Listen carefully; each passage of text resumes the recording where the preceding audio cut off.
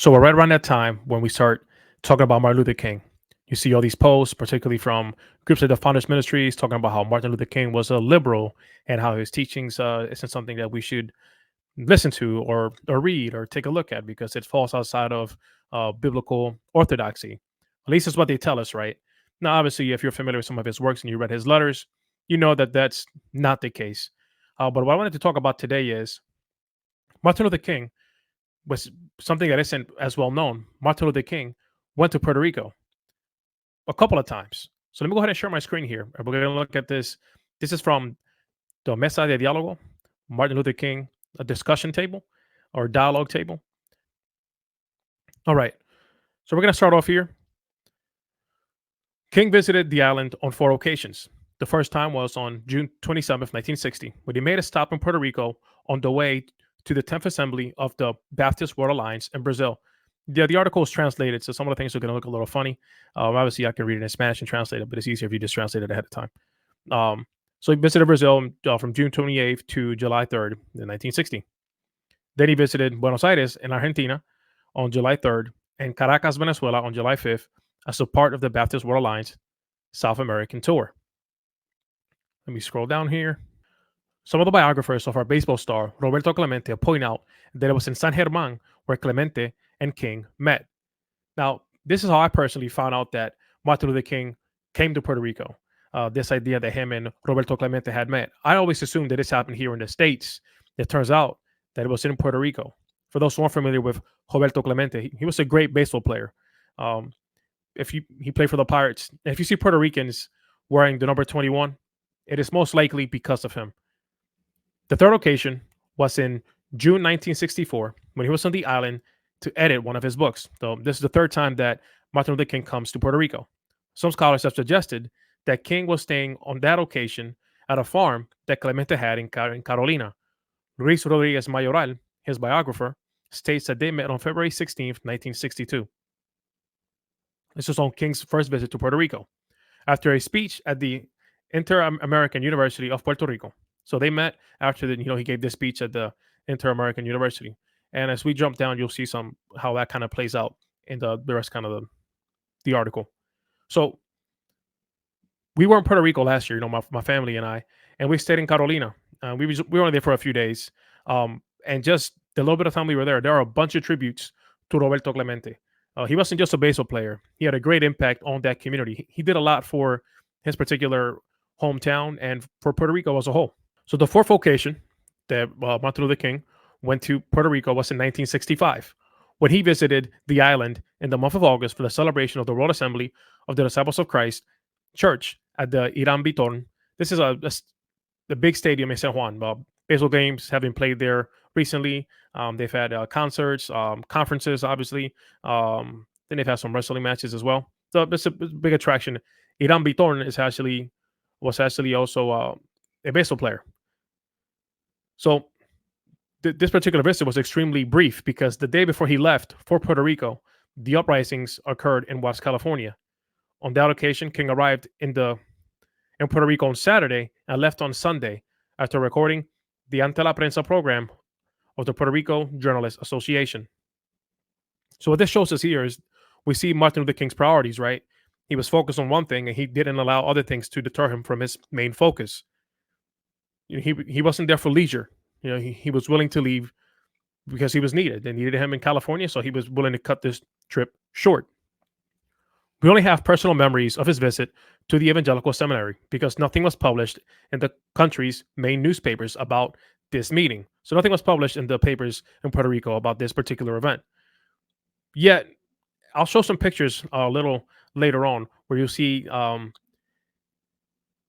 him and Justo Gonzalez together, and they look like newspaper clippings. So perhaps they weren't aware of this when the article was written. So personal accounts of that visit tell us that King made a statement about what will later become his public position on the Vietnam War. We find the evidence that his visit was in 1962 in a note on the year 4 seminar bulletin number 7 announcing King's visit to the Seminario Evangélico de Puerto Rico, and a note in the year 5 bulletin number 4 noted that Doctors Eugene C. Blake and Martin Luther King spoke at the chapel in February. Furthermore, the official program of his visit in 1962 says that the visit to the seminary was on Friday morning, February 16th, 1962. So they can pinpoint this very accurately, uh, just based on these notes. And like I said, you'll see that there was some newspaper clippings. Now, I guess what likely happened is these were probably more local and not so much island-wide papers. Would be my thought here. We find this program in the fall of Reverendo Alfredo Santiago of the United Evangelical Church of Puerto Rico, in the documents of the Evangelical Council of Puerto Rico, found in the Evangelical Seminary of Puerto Rico. There's a photo of King and Justo Gonzalez, as I mentioned earlier. Actually, let me see if I can pull that up here. So yeah, so here's this is a photo of King and Justo Gonzalez. And Justo Gonzalez served as his translator while at the Seminario Evangelico de Puerto Rico, while Martin Luther King was giving his speech. Well, Rasul Berry in his podcast, "Where You From?" He had Justo Gonzalez on there probably a few months ago now, and he asked him a little bit about this particular event. And Justo Gonzalez says how Martin Luther King spoke very quickly, and Justo Gonzalez had to remind him to slow down or give him enough time to translate. I thought that was pretty funny. Let me see if I can pull another picture here. So here's another clipping of Martin Luther King here in one of the papers there. I wonder if you can see what paper this is. Let me see if I can scroll up a bit. Can't really tell. He's not from here. Um, but the heading there is talking about 8 injured in an accident in Ponce. To the left, where it's talking about Martin Luther King, it says Martin Luther King promotes social justice movements um, through nonviolent means. I think that's pretty cool. William Fred Santiago, in his book "We Will Overcome: Recovery of Martin Luther King Jr." on King's visit to the seminary. This is what he says. It wasn't in Chicago. He didn't go to Riverside Church, New York. He did not go in front of the United Nations. It was in the chapel of the Evangelical Seminary of Puerto Rico where Martin Luther King publicly denounced and broke the evangelical silence about the Vietnam War. All of us who were there that day remember King's firm denunciation of the Vietnam War, and we also remember that debate between a beloved professor from the Evangelical Seminary of Puerto Rico and King's firm and determined denunciation of the United States as an exporter of the violence and killing of innocents in the Vietnam War. Even at that time, a large part of the American people supported that war that King described as unjust and cruel. So we see here in Martin Luther King very early. This shouldn't be a surprise to most people. He was very outspoken, and he was not phased by the fact that what he was saying was unpopular. He was willing to speak the truth where it needed to be spoken, and that's something that should be applauded. I do think it's pretty cool to see that this the instance of him giving this a passionate speech, talking about something that he deemed unjust and uncruel, is in Puerto Rico, right? In a chapel at a seminary there. I think it's pretty awesome, especially when you consider the fact that I think this is probably a good point to clarify. In most Latin American countries, evangelical does not carry the same kind of baggage that it carries here in America. Um, so don't get too caught up with that particular term. It doesn't carry the same kind of baggage. But I will say it's also pretty cool to see him giving this kind of speech at what is a conservative seminary in Puerto Rico.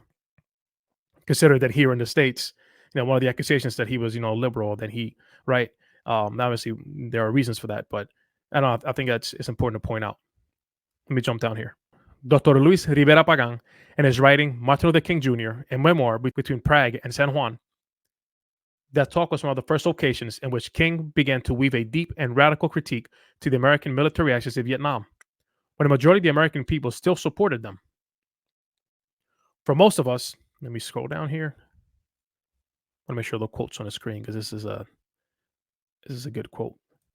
For most of us who were present that morning in the chapel of the Evangelical Seminary, King's words came as a surprise. They weren't expecting this, right? We expected him to talk about the civil rights struggle of African Americans, the deep socioeconomic inequalities within his nation, and civil disobedience as a strategy of resistance and struggle. The central issue, however, was another: Vietnam.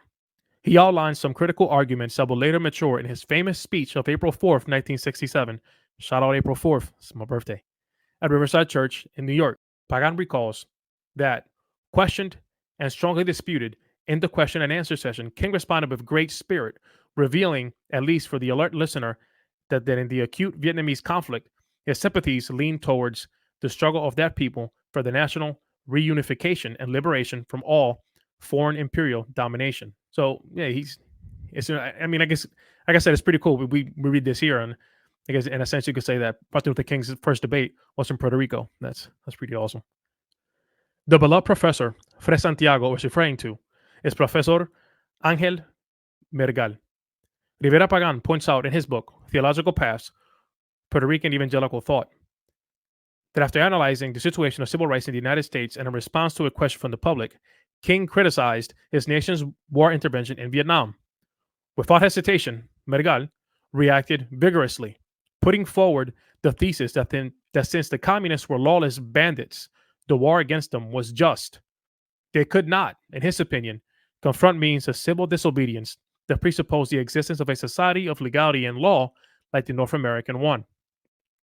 King, who turned out to be a good debater, with serenity and conviction, insisted on the coherence of nonviolence to resolve national and international conflicts while avoiding falling into the trap of anti communist ideology typical of the Cold War mentality. Mergal's displeasure when leaving the seminary chapel was notorious. Here, when he talks about Martin Luther King being a good debater, let me see if I can scroll down here so you guys can see the rest of the quote. Just about Martin Luther King being a good debater, he says, with serenity and conviction. For those of us that are into apologetics, it immediately brings to mind 1 Peter 3:15, right? Tells us to give a defense, but to do so with respect. I think that's important, right? I think it's gentleness and respect, if I'm not mistaken. I think you see some of that here, and I think that's pretty cool. Also, the debating part, right? When it comes to the uh, the apologetic side of it, you have some of that in these conversations. Um, Now, obviously, Martin Luther King speaking against this particular conflict in Vietnam, it resonates, especially when we consider some of the conflicts that we see happening today. It's become popular to dehumanize the other side when these types of events take place. And that was not something Martin Luther King was in favor of. History has shown that when it comes to this particular conflict, right, this particular conflict in Vietnam, Martin Luther King's position was closer to being right. Now, his insistence on nonviolence was one of the issues that Malcolm X had with him, right? That was one of the reasons for the disagreement. One of the reasons why they couldn't. It was harder for them to partner together. The strong denunciation of the Vietnam War in Puerto Rico is at least 18 months before his famous speech, "I Have a Dream," on August 28th, 1963. 2 years before the military escalation of the U.S. Army in 1964 as a result of the attack to the naval destroyer USS Maddox by the North Vietnamese Army, and 5 years before his public denunciation message at Riverside Church. King's visit in 1962 to Puerto Rico, especially to the Evangelical Seminary of Puerto Rico, should not go unnoticed. That's why I'm bringing it up, right? I think it is a really cool story, but I think it's something that's been often overlooked. Martin Luther King's impact, obviously in the states, we all know, but we also see his impact in Puerto Rico. They have a forum that they host pretty consistently every year to celebrate his life. This is a quote from Justo Gonzalez. He says, "King's dream, it was much vaster than I had imagined, and his struggle much greater than what the press recognized. The dream was not only about the well deserved vindication of the enslaved African North American people, the dream was also about the liberation of all enslaved and oppressed people anywhere in the world. The dream was about justice, justice for all, justice that is founded on love and embraces peace." Hit the like button, share this video. I think it's something that people need to become more aware of, and hit that subscribe button. Thanks for tuning in. Catch you next time.